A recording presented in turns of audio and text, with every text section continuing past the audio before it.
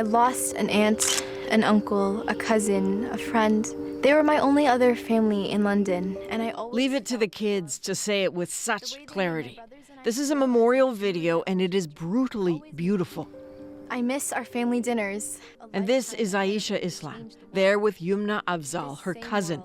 They were so little, there was so much more.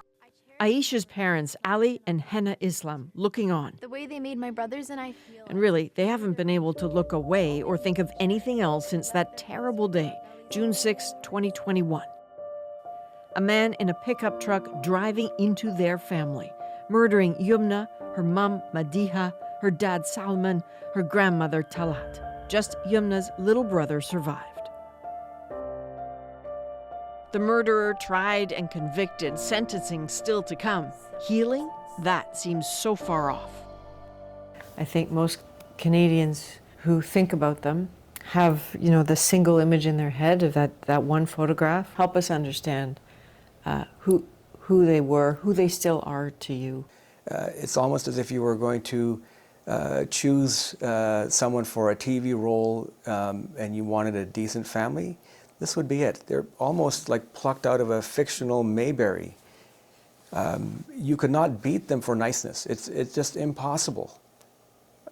Salman, in his job, touched many senior citizens as a role, as a physiotherapist in that role. Worked at several nursing homes taking care of our most frail citizens. Madiha, an engineer, trying to get her PhD, doing environmental research, often the only woman in her class. Yumna, what a talent, what an artist, and Auntie Talat, just a wonderful matriarch for that household. They kept others in their hearts, and it was the most beautiful thing about them. It wasn't just one person, but every single person in that family. And when I heard the verdict, my initial response, I missed them. I missed them so much because I wanted to go to them and tell them what just happened, that we got justice for you, and I couldn't. The one survivor, the Afzaal's son, is only 11 now. His aunt and uncle helping to care for him, and they protect his privacy with all they have. There's a little boy who survived, and I think people have been thinking about him. Certainly the prayers and the expression of support from people across the country has been instrumental for our family to get through this time. I'll say that he's happy and healthy and doing what an 11-year-old should. Community support has been sustaining throughout, and yes, there is relief at the first-degree murder convictions. But that trial, they say, was utterly traumatizing.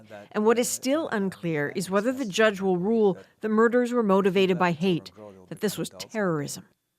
Where we're at with this trial is interesting and important because the judge has a decision to make, right, about whether it was terrorism that drove the first-degree murder charges. How important is that decision to you? For me, the terrorism label will bring some measure of security to many minority communities. This is the first time that someone who was born and raised in Canada, has white skin, not part of an organization, will be labeled a terrorist. And I have full confidence that the judge will do just that. When I was growing up, the movies I watched, the TV I watched, I was sort of taught to believe that a terrorist was a brown man wearing some turban, yelling in a strange language with a machine gun. And that's not the case anymore. So the next time that there's a Muslim family or an LGBT parade or a caravana celebration, whoever is out there with murderous intent, they may think twice. So this is home, and it will be home. But do you feel differently about your home? It's a good question.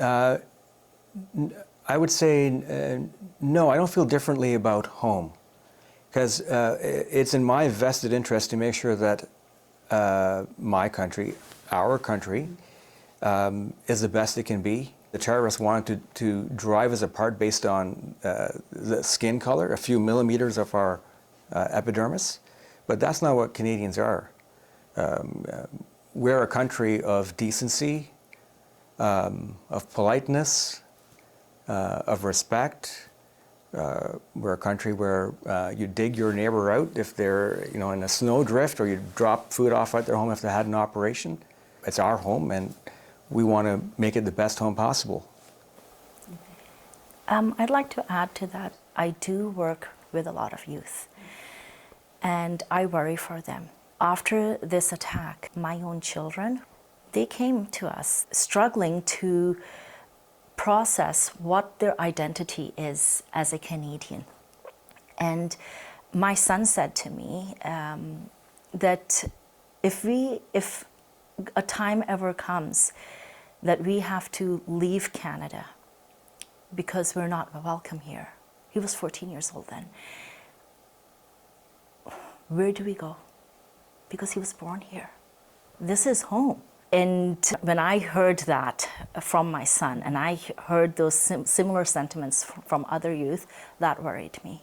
And so to empower the youth, to let them know, no, your voice will be heard, became essential. I work with In the name of her lost family, in honor of them, Hina says as a psychotherapist, she wants to spend time and resources fighting Islamophobia. And so it's not as simple as you hear the guilty verdict and, okay, that's good, we can move forward. For family, there's still a massive hole that will continue to exist. And now that the trial is done, I can put my energy towards working towards fighting hate. The killer tried to divide us, tried to isolate Muslims. That was his intention. And what I saw instead was humanity came out. There was a convergence of humanity.